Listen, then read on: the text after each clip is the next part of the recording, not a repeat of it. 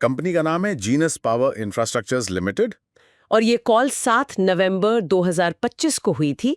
इसमें कंपनी ने अपने पिछले 6 महीनों के कामकाज और नतीजों पर खुलकर बात की। और हमारा इरादा इस भारी भरकम दस्तावेज को आसान भाषा में समझने का है, खासकर एक निवेशक के नजरिए से। बिल्कुल, हम ये जानने की कोशिश करेंगे कि ये कंपनी असल में कर क्या रही है, इसके नतीजों के पीछे की कहानी क्या है, और भविष्य को लेकर इसके इरादे कितने मजबूत हैं। तो चलिए इस बातचीत की गहराइयों में उतरते हैं। चलिए, तो फिर सबसे पहले बात करते हैं उन आंकड़ों की जो सबसे ज्यादा ध्यान खींचते हैं, यानी कंपनी के नतीजे।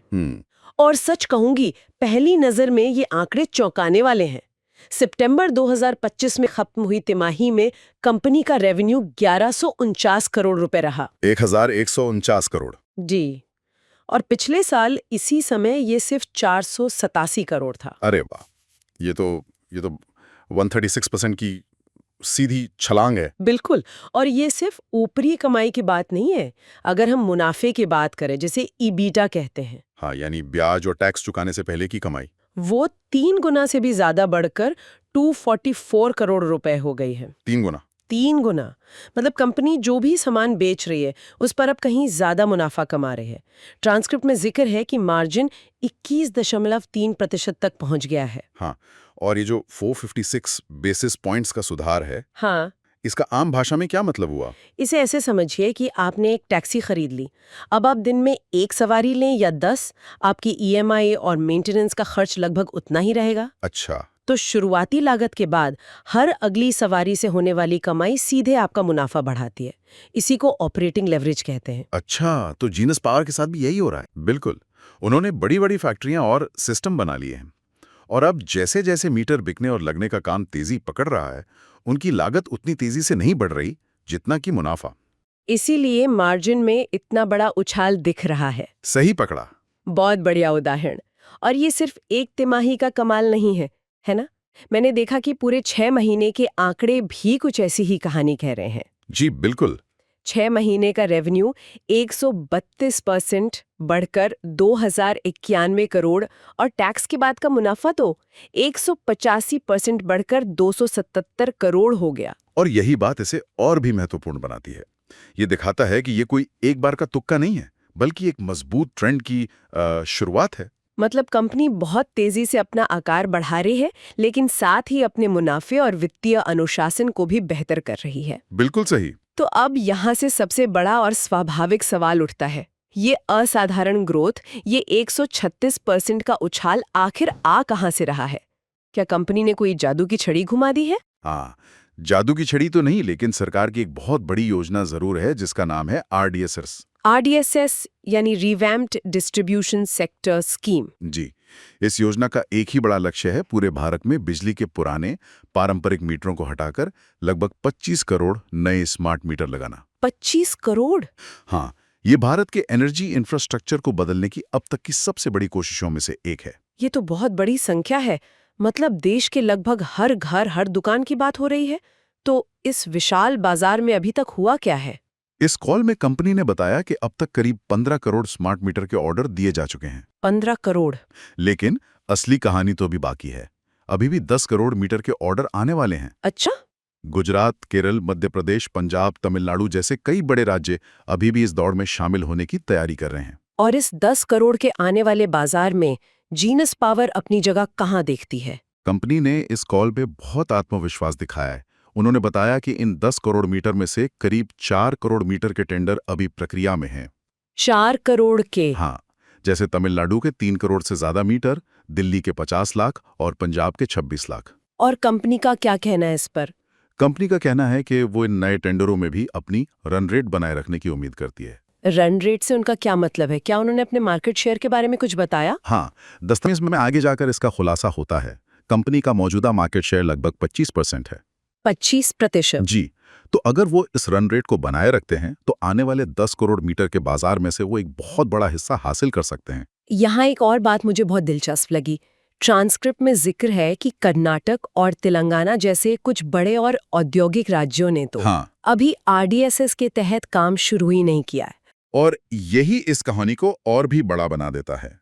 अगर इन राज्यों को भी जोड़ लिया जाए तो स्मार्ट मीटर की कुल जरूरत 25 करोड़ से बढ़कर 30-31 करोड़ तक पहुंच सकती है। ओह, इसका मतलब है कि अब तक जो हुआ है वो सिर्फ आधी कहानी है। असली एक्शन तो अगले 1-2 सालों में शुरू होने वाला है। मतलब ये ग्रोथ की कहानी अभी लंबी चलेगी। बिल्कुल। ठीक है, ये ऑर्डर बुक और बाजार का आकार सुनने में तो बहुत प्रभावशाली लगता है, लेकिन हम सब जानते हैं कि बड़े प्रोजेक्ट्स में कागज से जमीन तक का सफर वो चुनौतियों से भरा होता है। हमेशा। तो ऑर्डर मिलना एक बात है, पर क्या कंपनी वाकई इतने बड़े पैमाने पर मीटर बना और लगा सकती है? उनकी जमीनी हकीकत क्या है? ये एक निवेशक के लिए सबसे जरूरी सवाल है और अच्छी बात यह है कि कंपनी ने इस पर काफी विस्तार से बात की है। पहले उत्पादन की बात करते हैं। ठीक है।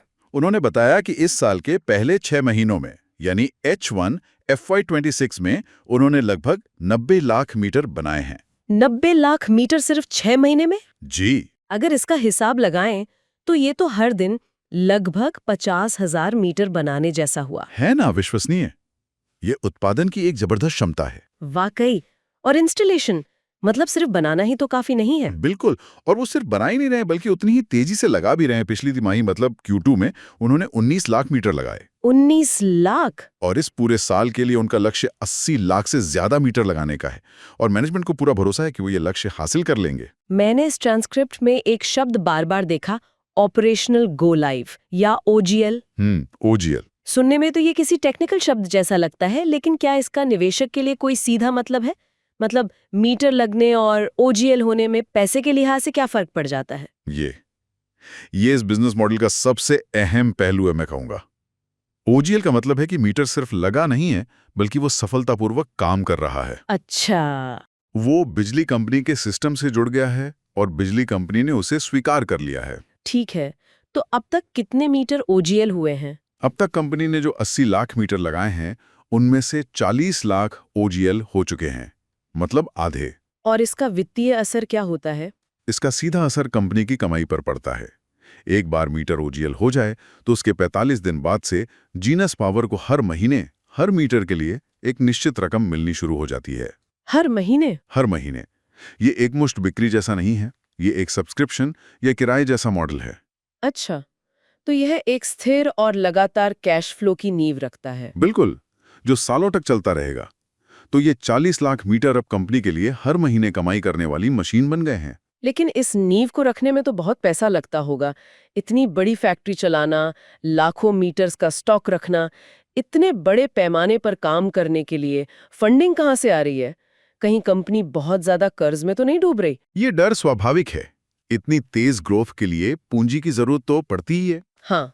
कंपनी ने बताया कि 30 सितंबर 2025 तक उन पर कुल 1744 करोड़ रुपए का कर्ज था। 1700 करोड़ से ज्यादा? हाँ, लेकिन उन्होंने ये भी साफ किया कि उनके अनुमान के मुताबिक ये कर्ज अपने चरम पर 2000 से 2100 करोड़ के बीच ही रहेगा, इससे ज्यादा नहीं। और उनके पास कुछ कैश भी है? जी, कंपनी के पास 600 करोड़ रुपए की नकदी भी है, तो असल में नेट कर्ज लगभग 1150 करोड़ रुपए है। ठीक है। और वर्किंग कैपिटल का क्या? क्योंकि इतने बड़े प्रोजेक्ट्स में अक्सर पैसा बाजार में फंस जाता है। सामान खरीद लिया, मीटर बना दिए, लगा दिए, लेकिन पेमेंट आने में महीनों लग जाते हैं। हाँ।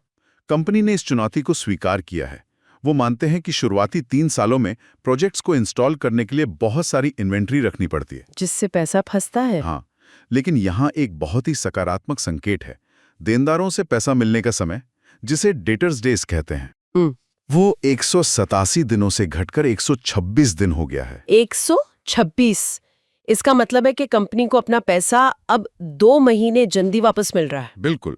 और मैनेजमेंट का मानना है कि हर 6 महीने में उनका ये वर्किंग कैपिटल साइकिल 40-50 दिन और कम होता जाएगा। ये तो बहुत अच्छी खबर है। ये दिखाता है कि कंपनी का कैश मैनेजमेंट बेहतर हो रहा है। उन्होंने ये भी कहा कि उन्हें उम्मीद है कि FY27 तक कंपनी कैश फ्लो पॉजिटिव हो जाएगी। कैश फ्लो पॉजिटिव मतलब उनके पास खर्च करने से ज्यादा कैश आने लगेगा। जी, जो किसी भी ग्रोथ कंपनी के लिए एक बड़ा मील का पत्थर होता है। और शायद सबसे बड़ी खबर जो मैनेजमेंट के आत्मविश्वास को दिखाती है, वो है भविष्य के अनुमानों में बदलाव। हाँ, और ये निवेशकों के लिए हमेशा एक बहुत मजबूत संकेत होता है। उन्होंने इस साल यानी FY26 के लिए अपने रेवेन्यू के अनुमान को 4000 करोड़ से बढ़ाकर 4500 करोड़ रुपए कर दिया है। और अगले साल FY27 के लिए अगले साल के लिए वो 5500 से 6000 करोड़ के रेवेन्यू की उम्मीद कर रहे हैं। पर 20% कर दिया है ना? सही कहा। जब कोई कंपनी अपने ही तय किए गए लक्ष्यों को पार करती है और फिर भविष्य के लिए और भी बड़े लक्ष्य रखती है, तो ये दिखाता है कि जमीनी हकीकत उनकी उम्मीदों से भी बेहतर है। ये उनके बिजनेस पर उनके भरोसे को दर्शाता है। बिल्कुल। ठीक है, तो ये सब तो अगले कुछ सालों की बहुत ही सुनहरी तस्वीर लगती है, लेकिन एक निवेशक हमेशा लंबी अवधि के बारे में सोचता है। बिल्कुल। मान लीजिए 5-6 साल बाद जब ये RDSS योजना पूरी हो जाएगी और देश के ज्यादातर मीटर बदल जाएंगे, तब इस कंपनी का क्या होगा? क्या ये ग्रोथ की गाड़ी अचानक रुक जाएगी? कंपनी ने इस कॉल में इस सवाल का भी जवाब दिया है और भविष्य के लिए एक बहुत ही स्पष्ट रणनीति बताई है। उन्होंने 3 मुख्य ग्रोथ इंजन पर जोर दिया है। अच्छा। पहला है रिप्लेसमेंट बाजार। इन स्मार्ट मीटरों की उम्र 10 से 12 साल होती है। अच्छा। तो जो करोड़ों मीटर आज लग रहे हैं, उन्हें 1 दशक बाद बदलना पड़ेगा।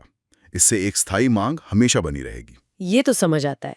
और दूसरा और शायद सबसे बड़ा अवसर है संचालन और रखरखाव, यानी O&M। जब ये 30 करोड़ मीटर इंस्टॉल हो जाएंगे, तो इनके नेटवर्क को चलाने, मेंटेन करने और इनकी सर्विसिंग के लिए कंपनी को सालों तक हर महीने पैसे मिलेंगे। तो ये मीटर बेचने से कहीं ज्यादा स्थिर और लंबा चलने वाला बिजनेस मॉडल है। बिल्कुल। और क्या कंपनी बिजली मीटरों के अलावा भी कुछ सोच रही है? हाँ, और ये हिस्सा मुझे सबसे ज्यादा भविष्योन्मुखी लगा। कंपनी 3 नए क्षेत्रों पर सक्रिय रूप से काम कर रही है। पहला है निर्यात, एक्सपोर्ट्स, जहां से उन्हें अगले 2-3 सालों में अच्छी आय की उम्मीद है।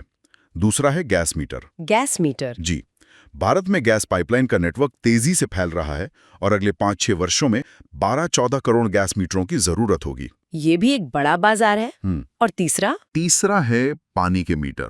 मैनेजमेंट का मानना है कि 4-6 साल बाद जब जल जीवन मिशन जैसी योजनाएं आगे बढ़ेंगी, तो पानी के मीटर का बाजार बिजली मीटर जितना बड़ा या शायद उससे भी बड़ा हो सकता है। मतलब कंपनी आज के सुनहरे दौर का इस्तेमाल कल के बड़े अवसरों की नींव रखने के लिए कर रही है। एकदम सही।